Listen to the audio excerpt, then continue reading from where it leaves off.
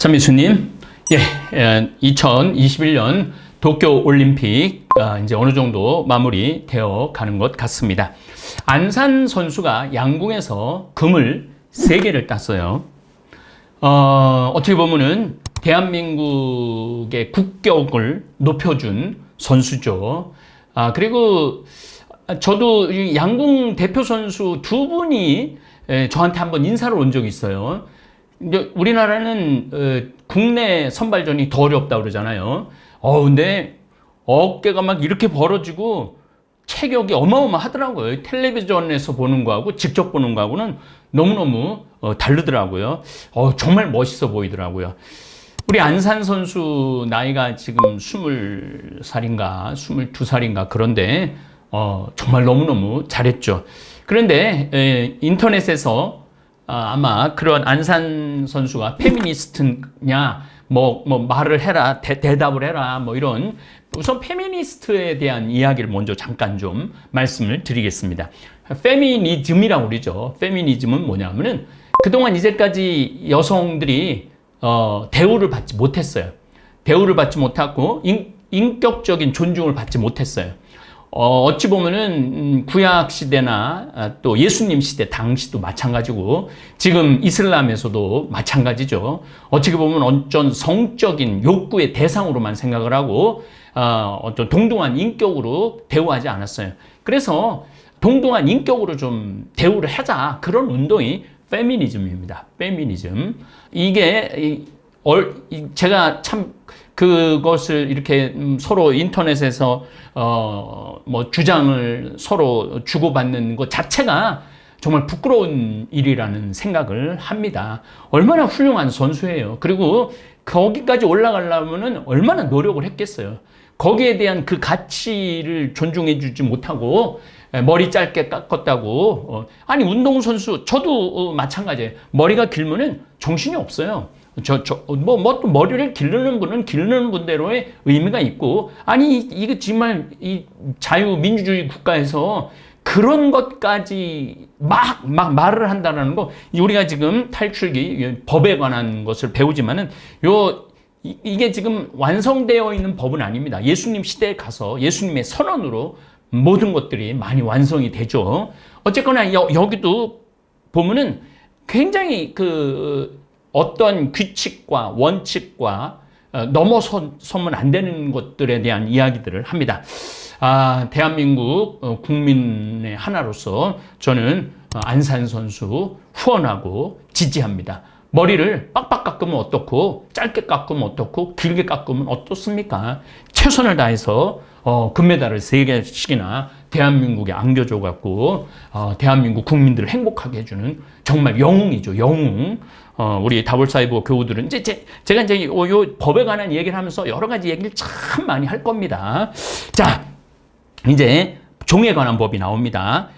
이 노예, 이 인류 안에서 이 노예제도처럼 비참한 게 없죠. 신석기 시대와 청동기 시대, 타부족, 타씨족을 정복하면서 정복된 부족 또는 부락을 하층문으로 부린 것에서 출발합니다.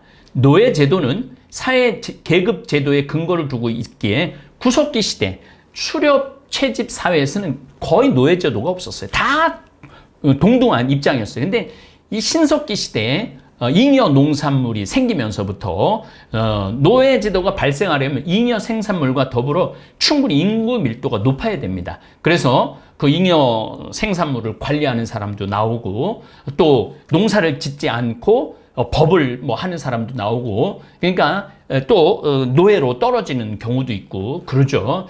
이러한 요소들 때문에 기원전 11,000년 전 신석기 혁명 당시 농경이 발달된 이후에 노예제도가 등장하기 시작을 합니다. 이후 금속의 사용이 보편화된 청동기 시대와 철기 시대에 가서는 노예제도가 급속히 증가를 합니다. 대표적인 예를 보면 로마 시대를 보면 되죠. 로마 시대, 철기 시대의 하이라이트고, 물론 철기 시대가 최근까지도 철기 시대라고 보죠. 어쨌든 이 노예가 급속히 증가를 합니다. 철기 시대의 날카로운 무기로 한 민족을 몰살하거나 포로로 잡아서 쓰죠. 로마가 그랬습니다. 자, 제가 청동기와 철기의 그 위력에 대한 강의를 몇 번 한 적이 있는데 다시 한번 강조하겠습니다. 청동기는 찌르면은 이게 삐죽하게 만들 수가 없어갖고 그냥 아파. 벨 수가 없어. 청동기 제품으로는. 그런데 철기는 아주 가늘게 날카롭게 갈 수가 있어요.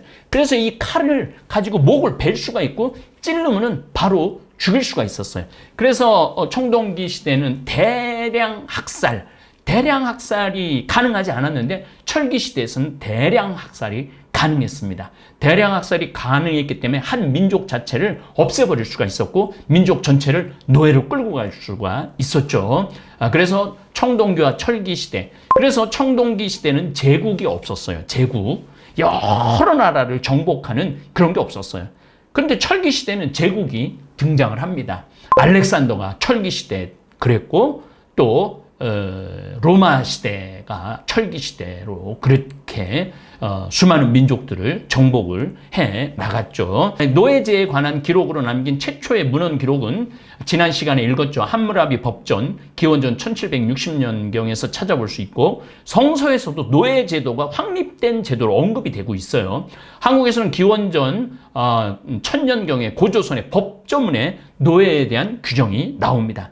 노예제도는 수메르 문명을 비롯하여 고대 이집트, 바빌로니아, 아시리아, 고대 그리스, 로마, 이슬람, 아랍 제국 등 거의 대부분이 고대 문명에서 노예제도가 등장을 합니다. 이 노예제도는 채무노예, 그러니까 돈을 꿨는데 돈을 도저히 못 갚아. 그러면 그 집에 노예로 들어가는 거죠. 내가 너무너무 배가 고파갖고 쌀을 빌렸어, 부자한테. 그런데 그 애도 역시 흉년이 들어가고 쌀을 못 갚아. 그럼 그 집에 노예로 들어가는 거죠. 범죄자, 범죄를 저지른 사람을 노예로 만들죠. 전쟁, 포로 출신, 아동 유기, 어린아이를 유기해갖고 노예로 부리는 경우도 있죠. 요즘도 가끔 텔레비전에 지능이 떨어진 사람들을 평생 노예로 부리고 월급 안 주고 아주 비참한 생활을 하는 그런 경우들도 있죠. 인간 안에 그런 악이 있어요. 노예가 낳은 자식은 그 집에 주인집에 노예로 또 쓰는죠. 여러 종류가 뒤섞여 있습니다. 1850년 계몽주의 사상이 발달하면서 천부적 인권, 이게 참 굉장히 중요한 의미예요. 하늘로부터 받은 또 어느 누구에게도 빼앗길 수 없는 절대적인 인권을 선언을 하죠. 미국 독립선언서도 그 천부적 인권을 천명을 하죠. 존 로크라고 영국의 계몽주의 사상 철학자가 나오면서 스피노자까지 올라가고 인간은 자유와 평등, 행복 추구권이 있다. 어느 누구에게나. 그래서 1850년서부터 미국 남북전쟁 노예제도 없애는 거죠. 영국도 명예혁명 계몽주의 하면서 자유 노예를 없애죠. 프랑스도 마찬가지고 대개 1840년에서 1850년 독일에서도 마찬가지고 노예제도가 이제 사라진 거죠. 이 노예제도가 사라진다는 것은 엄청난 의미가 있습니다. 제가 루카복음 4장 17절에서 21절 가난한 이들에게 기쁨을 억압받은 이에게는 해방을, 눈먼이에게는 빛을, 억눌린 이에게는 자유를, 이 얘기를 예수님이 2000년 전에 했는데 이 시대에 와갖고 복음적인 가치가 확립이 된 거죠. 이 이야기를 1857년 최양업 신부님께서 스승 르그레아조와 스승한테 보낼 때 천부적 인권이 있는데 지금 조선시대니 잘못됐다. 양반하고 노예하고의 이 제도에 대한 이야기를 1857년에 우리 최양업 신부님이 언급을 하세요. 그래서 최양업 신부님이 따라가기에서도 저도 너무너무 놀랬죠. 사실은 조선은 정조 시대부터 노예에 대한 정조 임금이 노예에 대한 굉장한 회의를 갖고 있어요. 그래서 정조가 준비를 했고 1800년부터 정조가 죽고 난 다음에 순조가 관노비를 자유민으로 풀어주기 시작을 하죠. 우리도 그러니까 조선도 이게 아마 전 세계의 흐름에 맞는 게 아닌가 이런 생각을 합니다. 1800년에 조선에서는 관노비를 자유민으로 풀어준 것은 세금 때문에 그렇습니다. 세금을 더 많이 걷기 위해서 양반들이 세금을 안 냈기 때문에 조정이 돈이 없어갖고 나라가 불안불안했던 거죠. 자, 그 얘기 또 뭐 다른 이제 미국 이해가 끝나고 나면은 한국 이해를 할 겁니다. 그때 참 재미난 이야기 많이 드리도록 하겠습니다. 탈출기 21장 종에 관한 법. 이것이 내가 그들 앞에 세워놓아야 할 법이다. 너희가 히브리인을 종으로 샀을 경우 그는 6해 동안 종살이하고 7째 해에는 대가 없이 자유로운 몸으로 풀려 나간다. 이거 굉장히 선진적인 법이죠. 그가 홀몸으로 들어왔으면 홀몸으로 나가고 아내를 데리고 왔으면 아내도 그와 함께 나간다. 주인이 그에게 아내를 얻어주어 그 아내가 그에게 아들이나 딸을 낳아 주었으면 그 아내와 자식들은 주인 차지가 되고 그는 홀몸으로 나간다. 그러나 그가 나는 주인과 내 아내와 아들들을 사랑하기 때문에 자유로운 몸으로 나가지 않겠습니다 하고 선언하면 주인은 그를 하느님께 데리고 가서 문짝이나 문설주에 다가 세우고 그의 귀를 송곳으로 뚫는다. 그리고 송곳으로 뚫르고 귀를 자르고 이런 것들이 다 계약에 관련된 것들입니다. 그러면 그는 종신토록 그의 종이 된다. 어떤 사람이 자기 딸을 여종으로 팔았을 경우 이 여종은 남종들이 풀려나가듯이 나가지는 못한다. 주인이 데리고 살려 했는데 눈에 들지 않으면 그 여자를 되팔아야 한다. 그러나 주인이 그 여자를 부당하게 대하였으므로 그를 이민족에 팔 권리는 없다. 그 여자를 자기 아들에게 주려고 샀으면 딸들에게 해주는 법대로 그 여자를 대해야 한다. 주인이 다른 여자를 맞아들이더라도 첫 여자의 양식과 의복, 그러니까 이게 일부 다처제가 형성이 됐던 거죠. 양식과 의복. 그리고 참 재미난 것은 부부 관계를 줄여서는 안 된다. 그러니까 이 첩을 들였다고 이 첩이 너무 젊고 이쁘다고 이 본처하고 잠자리를 줄여서는 안 된다 이 얘기예요. 참 재미난 율법이죠. 주인이 그에게 이 3가지를 다하지 않을 경우 그 여자는 값을 치르지 않고 대가 없이 풀려 나간다. 이 자유에 대한 스펙트럼이 좀 넓죠. 우리 조선시대에는 절대 그럴 수 없었었죠. 조선시대 노예가 한참 횡행했을 때 임진왜란 전후를 해서 아주 노예 제도가 아주 정말 잔인했었죠.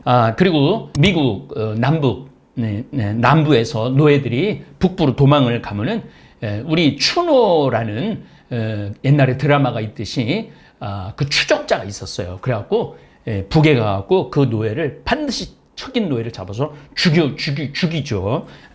참 그런 거에 비한다면은 지금 21세기는 이 환경이 파괴되고 코로나가 지금 횡행하지만은 굉장한 윤리의 발전은 온 것은 확실합니다. 폭력에 관한 법, 사람을 때려서 죽인 자는 사형을 받아야 한다. 만일 그가 일부러 하지 않고 하느님이 그의 손에 걸리게 한 것이라면 그가 피신할 수 있는 곳을 너희에게 지정해 주겠다. 이것 굉장히 중요한 겁니다. 나중에 나옵니다. 피신 도시가 있어야 돼. 우리 예전에 우리 최기식 시무님, 최양옥 시무님 자손인데 최기식 시무님이 옛날에 부산에 방화가 있었어요. 그런데 최기식 시무님이 그 학생들을 지켜줬어요. 그래갖고 감옥살이도 좀 하고 그러셨는데 그게 바로 이런 거예요. 그 학생들이 미 문화원 방화 사건을 했을 때 이 학생들은 정말 정당한 요구를 하기 위한 항쟁이었죠. 그럴 땐 그 피신처를 신부님이 했던 거죠. 문규원 신부님도 마찬가지죠. 우리 문규원 신부님도 임수경 1989년으로 기억되는데 임수경 양을 데리러 평양으로 가서 데리고 내려왔죠. 이런 것도 역시 마찬가지입니다.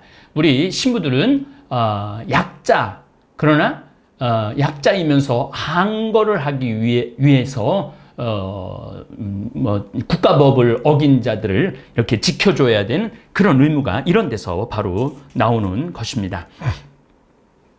그러나 악의로 흉계를 꾸며 이웃을 죽였을 경우에는 그가 내 재단을 붙잡았더라도 끌어내어 사형에 처해야 한다. 자기 아버지나 어머니를 때린 자는 사형을 받아야 한다. 정말 그럼 지금 사형 받아야 될 사람 많죠. 지금 중학교, 고등학교 남자 아이들한테 맞는 엄마들 비율이 상상외로 많다고 그래요. 왜냐하면 초등학교 때는 이 아이들이 조그마니까 엄마가 학원 가라면 학원 가라고 엄마가 폭력을 저질러도 맞을 수밖에 없죠. 그런데 중학교 덩치가 커지면서부터 엄마의 폭력, 그 다음에 엄마의 억압에 너무너무 분노하는 아이들은 엄마를 때린다고 그래요. 어떤 통계로는 한 10%의 엄마가 맞는다고 그런 통계까지 있습니다. 그래서 사실 우리가 이 자녀들 교육을 사랑으로 지난번에 우리 문경에서 아이들 데리고 온 엄마 아빠들을 보면서 정말 이 시대에 참 엄마 아빠구나, 참 부모라는 생각을 많이 했습니다. 그런 분들이 훨씬 많죠. 우리 다볼사이버 성경대학 학생들은 아마 정말 그 비인간적인 그런 행동을 하지 않으리라 생각을 합니다.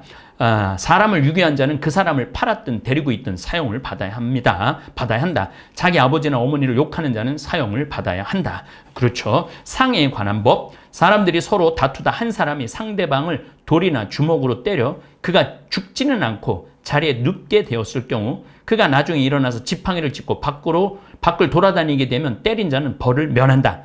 다만 그동안의 손해를 갚고 나을 때까지 치료해 주어야 한다. 이제 그 창세기 읽을 때하고 지금 탈출기 읽을 때하고는 완전히 인간에 관련된 그러한 이야기들이 지금 오고 가고 있죠. 사람과 사람이 지켜야 될 도리, 법이 나오는 것입니다. 어떤 사람이 자기 남종이나 여종을 몽둥이로 때렸는데 그 종이 그 자리에 죽었을 경우 그는 벌을 받아야 한다. 그러나 로마 시대 때는 종을 죽여도 벌 안 받았어요. 조선 시대 때도 종을 때려 죽여도 벌을 받지 않았습니다. 그러나 그 종이 하루나 이틀을 더 살면 그는 벌을 받지 않는다. 종은 주인의 재산이기 때문이다. 그러니까 이게 사람으로 취급을 안 했던 거죠. 지금 이 자유민주주의 시대, 제가 민주주의를 시작한 첫 나라는 미국이라고 얘기했죠. 1776년 7월 4일 독립선언서, 이 안에 자유, 평등, 행복 추구권이 있다는 얘기죠. 그래서 미국이라는 민주주의가 위대한 거예요. 그리고 그건 하느님으로부터 받았다는 표현을 썼기 때문에 지금 이제 미국은 학교에서 종교교육도 못 받게 하고 여러 가지 이상한 법들이 지금 굉장히 많이 하느님을 떠나는 법들이 지금 많이 지금 미국이 지금 나오고 있죠. 사람들이 서로 싸우다 임신한 여자와 부딪혔을 경우 그 여자가 유산만 하고 다른 해가 없으면 가해자는 그 여자의 남편이 요구하는 대로 벌금형을 받아야 한다. 그는 재판관을 통해서 벌금을 치른다. 그러나 다른 해가 뒤따르게, 여기 재판관은 다 사제들입니다. 그러나 다른 해가 뒤따르게 되면 목숨은 목숨으로 갚아야 하고 눈은 눈으로, 이는 이로, 손은 손으로, 발은 발로, 화상은 화상으로, 상처는 상처로, 멍은 멍으로 갚아야 한다. 어떤 사람이 자기 남종의 눈이나 여종의 눈을 때려 상하게 하였을 경우 눈 대신 그를 자유로운 몸으로 내보내야 한다. 굉장히 선진법이에요. 기원전 1400년에 한 거니까 굉장히 선진적인 법이죠. 그가 자기 남종의 이나 여종의 이를 부러뜨렸어도 이 대신 그를 자유로운 몸으로 내보내야 한다. 소가 남자나 여자를 뿔로 받아서 그가 요즘 개들이 사람 물어 죽이는 경우가 많잖아요. 그때도 이런 일이 있었던 거예요. 소가 남자나 여자를 뿔로 받아서 그가 죽었을 경우 그 소는 돌에 맞아 죽어야 한다. 그 고기를 먹어서는 안 된다. 이 부정을 탔기 때문에 그렇죠. 이스라엘 민족은 정결례를 그래서 굉장히 중요하게 여기기 시작합니다. 이 경우는 소 임자는 벌을 받지 않는다. 그러나 그 소가 예전부터 받는 버릇이 있어 그 주인이 경고를 받고도 그것을 잡돌이하지 않아 단단히 도리를, 그러니까 단단히 훈련을 시키거나 묶어두지 않아 남자나 여자를 죽였으면 소가 돌에 맞아 죽어야 할 뿐만 아니라 주인도 사형을 받아야 한다. 만일 배상금을 요구해 오면 그 주인은 자기 몸값으로 요구하는 것을 다 물어야 한다. 소가 남의 아들을 받았거나 남의 딸을 받았을 때에도 그 주인은 이 법에 따라 다루어진다. 소가 남의 남종이나 여종을 받았으면 그 주인에게 은 33켈. 이 세켈은 9.7g이에요. 10g이니까 100g, 300g의 은을 갚아야 하고 소는 돌에 맞아 죽어야 한다. 어떤 사람이 구덩이를 열어놓거나 구덩이를 파고 그것을 덮지 않아서 소나 나귀가 거기에 빠졌을 경우 그 구덩이의 임자는 짐승의 임자에게 돈을 치러 배상해야 한다. 그러나 죽은 짐승은 구덩이 임자의 차지가 된다.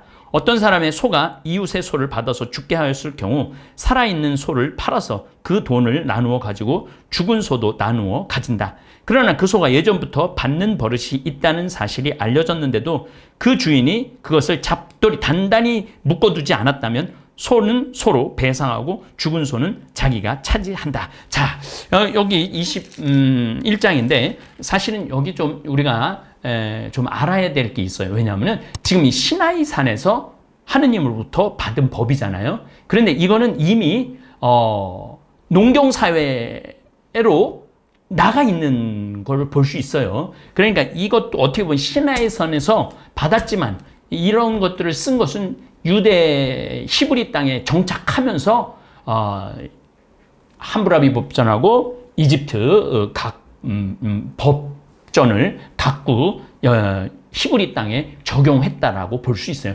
나가 보면은 여기에 이제 절도 뭐 이런 것도 나오고 뭐가 나오느냐면은 그 추수한 얘기가 나와요. 근데 그 성서에 분명히 이렇게 써 있거든요. 40년 동안 그들은 만나와 메추라기를 먹었다고 그랬거든요. 근데 추수해갖고 불타는 경우 물어줘야 된다고 얘기가 나오니까 이걸 그렇게 여러분들이 조금 그 시나이산에서 다 받아 적었나 보다 이렇게 생각하면 안 됩니다. 물론 시나이산에서 하느님과 계약을 분명히 맺은 거는 확실합니다. 하느님이 그 안에 개입하셨고 하느님이 십계명을 내려준 것도 그것도 분명합니다.